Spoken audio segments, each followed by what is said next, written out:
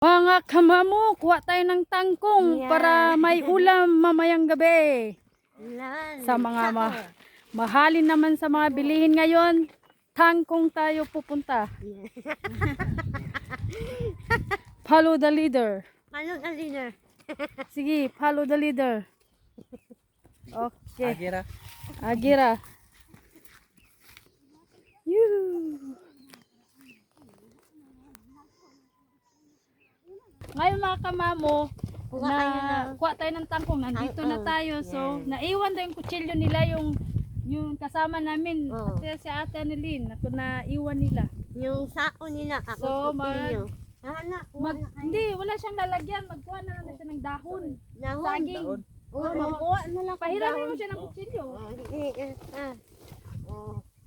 Yan. Kasi naiwan yun, lalagyan nila ng tangkong at saka yung kutsilyo na wala. Karin na lang among asudlan. Yan na lang. Ito na lang yung sundan niya, sa Yan na lang, sige. Kuha na. Kuha na tayo, kumbate. Diyan, di mo na nakong down trip.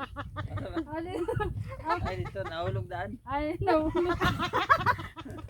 Ganyan naman ba? Maraming tangkong. Oh!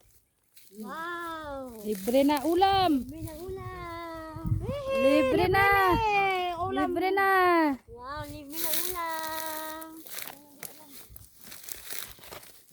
Lang, tarong na lang.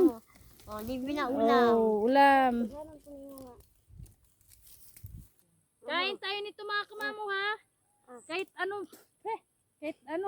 kahit anong gawin nyo sa tangkong, kayo na bahala. Kung anong klaseng lutuin, sinigang ba, or ano ba, adobo. Pero para sa amin mga kamamo, adobo masarap.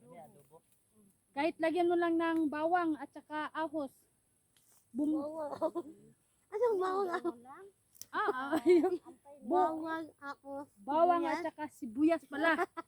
Hay nako, dahil sa mainit. Tingnan nyo mga kamamo, isang sako.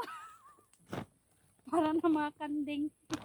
Sulitin natin ito mga kamamo kasi layo-layo siya kasi. Layo siya, saka mainit. Meron man doon, pero may tubig ba? Pero dito wala. Swerte talaga. Swerte talaga. Papakainin talaga kami ng tangkong.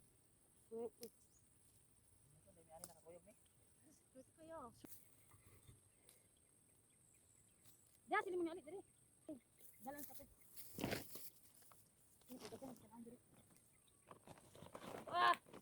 cadang tutunayan yung sako, Jay. Wala.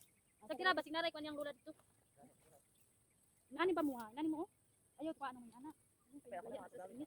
Ganang ko pa ba? Di ba ko natag-an ko lang, nawala isa lang. Wala, gahong nga na.